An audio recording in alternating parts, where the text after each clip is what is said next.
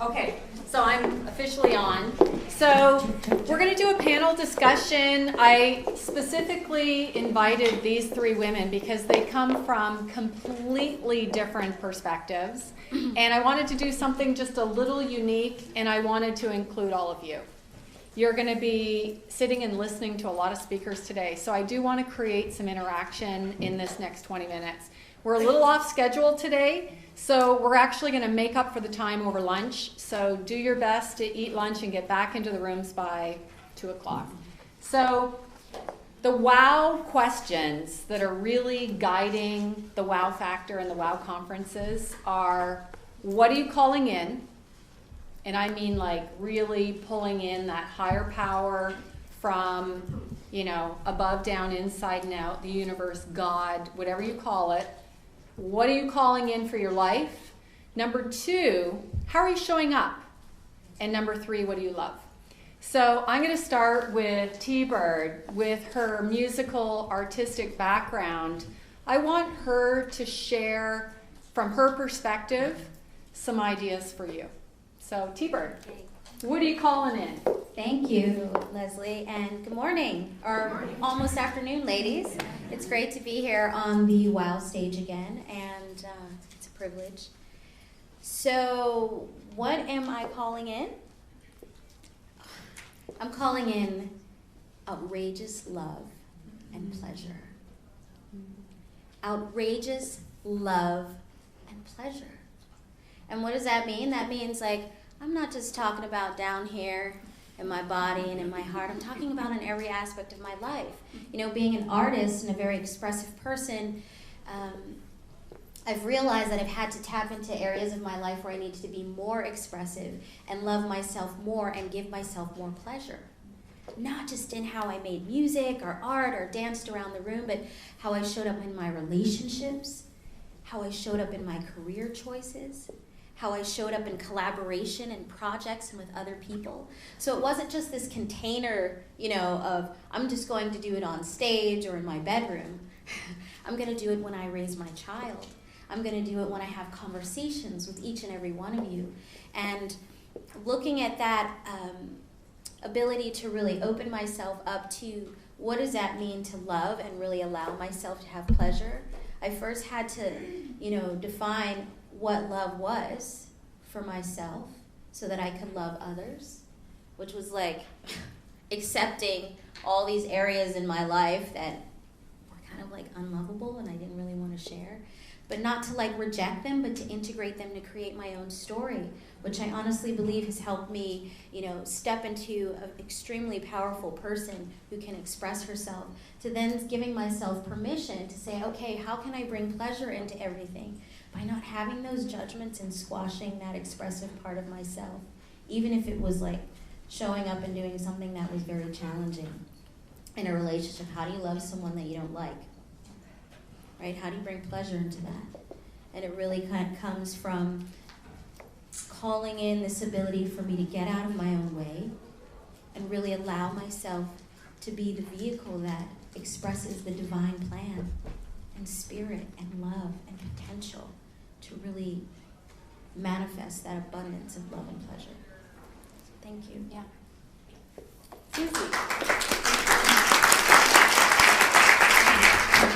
Thank you. So I'm a registered dietitian, and so I'm going to talk about when I'm working with clients, what I'm trying to get them to start calling in that can help with their health goals. And one of the main things that I see, especially with women, is they need to be calling in energy and nourishing their body and stop listening to my mom's fat and my sister's fat and everybody I know is fat or everybody has diabetes, and just call in nourishing your body and thinking about not the frenzy of life, but okay, I have to do this and this today, but what do I need? What energy do I need? What types of food do I need? I need clean, organic foods. I need to drink plenty of water, and that you're calling in those healthy thoughts, not the self-deprecating thoughts of, oh, I blew it and I had McDonald's yesterday or things like that. Just think about nourishing, healthy foods and making the best of your situations. And those are the types of things that I think are more common in my women clients than men clients, and it's something that's very important, is to call in nourishing and energizing your body. Thanks.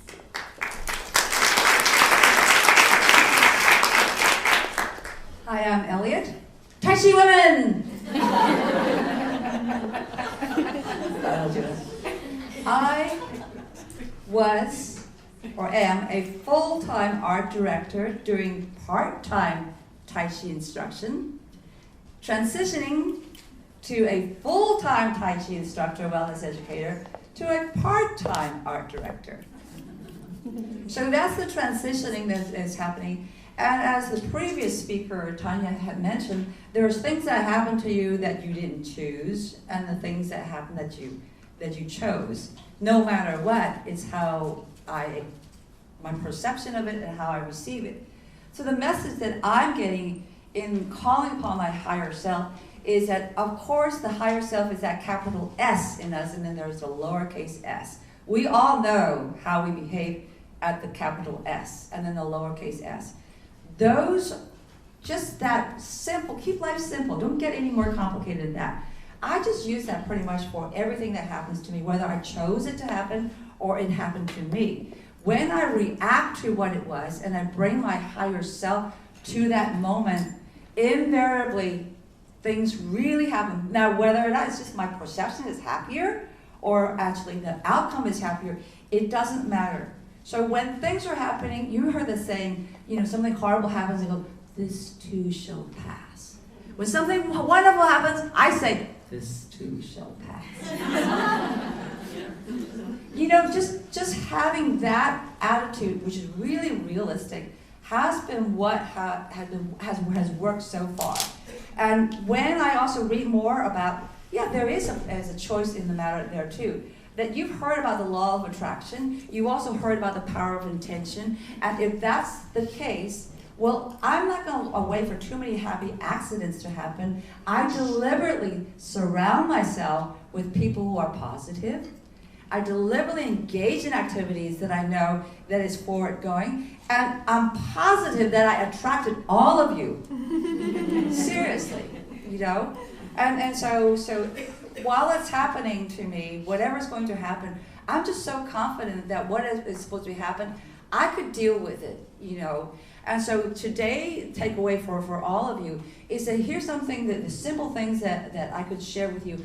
I said, never let what you can't do stop you from what you can. And after I found that out, just this simple little formula, I was amazed how much I did in one day because I can. Because the things that I can't, don't do it. And if you keep a little journal of things like, I could do this, I'll put it down. I could do this, I could put it down. I could go to the bank, I could go to the laundry, I could go this. Pretty soon, when I look at that diary or that journal, I go, wow, I did all that. So it's never a thing like, did I waste this whole day? No, the bank is something you need to do. You see? The laundry is something I need to do. Good. My higher self is doing laundry.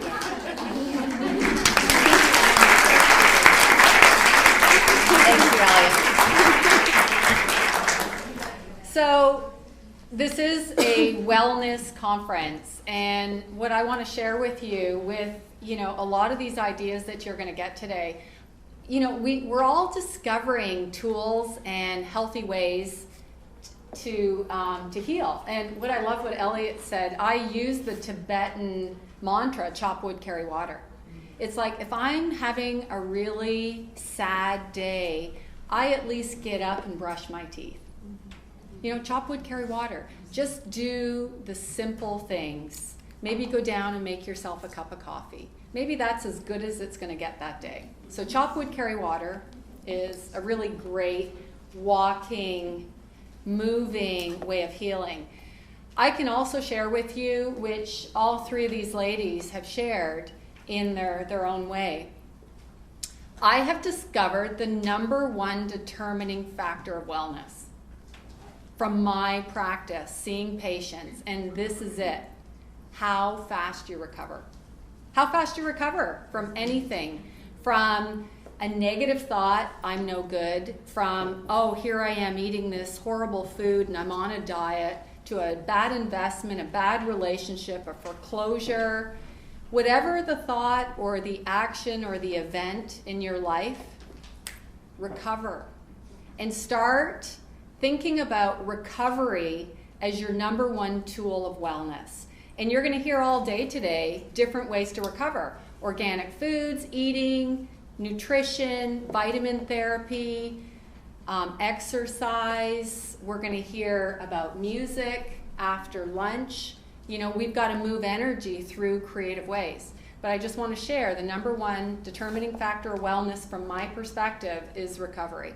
You've got to start moving forward quickly. So with that, let's talk about what you love to do. Thank you. I'm really inspired. So what do I love to do? You know, I just love being here on stage and talking about all of this stuff, because it's like, okay, how can I really honestly become the change that I wish to see in the world? And all of these wonderful ways of, you know, shifting our perspective and taking initiative to take responsibility to recover from our circumstances, from what's happening around us, from what's going on inside of us. And I found through all of these years, through my creative expression, through my projects, through working with clients, that it's always what I love to do is to watch and see people experience their own freedom. And that is like one of the most amazing experiences, because we all realize, like in that moment, when I've realized it or when I realize it in someone else that I've connected with, then there's possibility. And so I've just said to myself, well, I'm going to use my ability to make music to instigate freedom by how I demonstrate and be a role model, how I live, how I motivate others to take action on what matters most important to them. You know, these mantras and affirmations, simple things that you can do to claim your life and become the master of your own life. Like I'll say to myself when I feel like shit, you know, my capacity to love is far greater than any fearful thought or feeling. And I'll even put it in my phone, and the reminders will come up through various times of the week and remind me of that.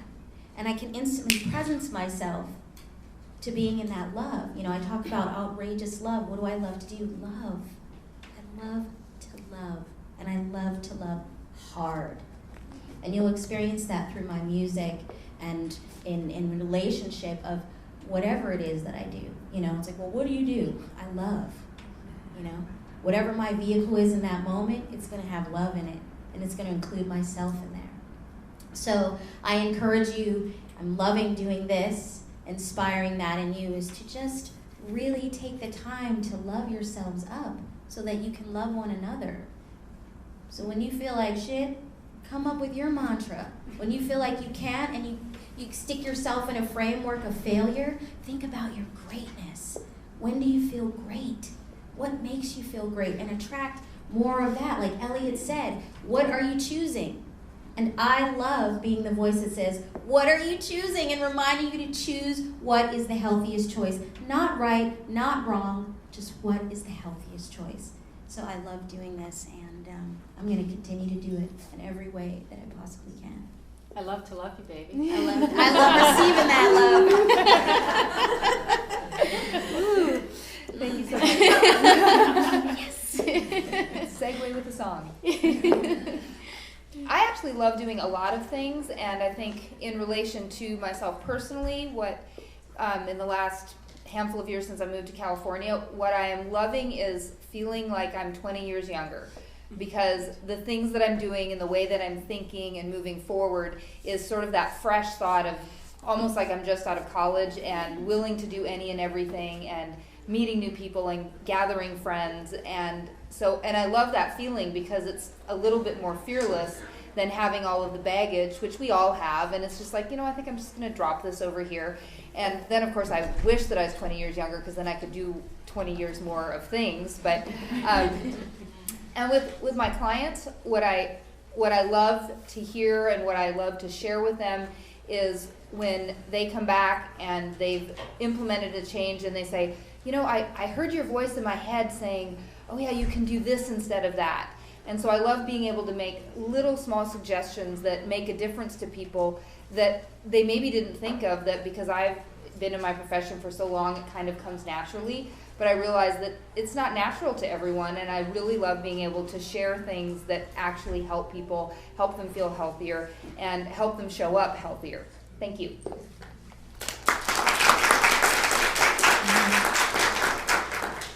I love, and I'm going to use this word that's overused, empowering others. That word, like a lot of buzzwords these days, are overused, but at the same time, it is so important because that is exactly what I really, really love to do. So what does it mean? Once upon a time, I went to a conference like this, a women's conference, and the person who spoke gave me such great ideas and was so helpful to me. And when I went to thank her, she says, "Don't thank me, just pay it forward." So I saw that movie, and I've heard that word again, that phrase you said. I said, that's also another one of those good mantras to do. Pay it forward. So instead of saying thank you for someone who something did for me, I just think it's just kind of cool to just pay it forward. Because that is how whatever happens grows exponentially. And so as far as what I am doing now, I did quit the art business because I felt that was not empowering enough. It was just empowering the big corporations that I was working for. I would rather do something like this, and I started 3 Toastmasters Club. One of the Toastmasters, because that is an empowering organization. All of us need to have that voice. You know, I mean, you think it's easy for me to get up here to talk to you? Toastmasters. So I started. They're not paying me to say this. I started 3 Toastmasters clubs. The 2 of them I'm really proud of. One is called the Wellness Toastmasters. Can you imagine that? Before that, you could talk about everything, but I said, you know, the wellness subject is way too important to not be a little bit more focused on there. And what is interesting is in the same club, I have people from Western medicine and Eastern medicine under the same forum. So no more doctor bashing. And then the doctors who say, I don't want to hear that airy-fairy stuff. We're in the same audience, and so if you want to learn Toastmasters, which is the art of communication and leadership, it happens right here in this arena.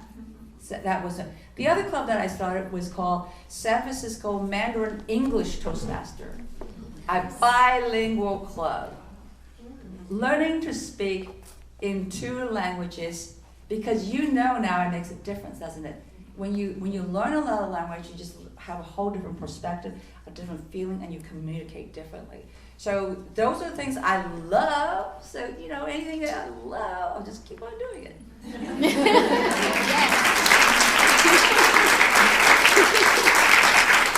Okay, ladies, we are going to wrap this up. I just wanted to do something a little more fun and playful and a little more interactive. So we're going to end and get to our next speakers. Please take care of yourselves today.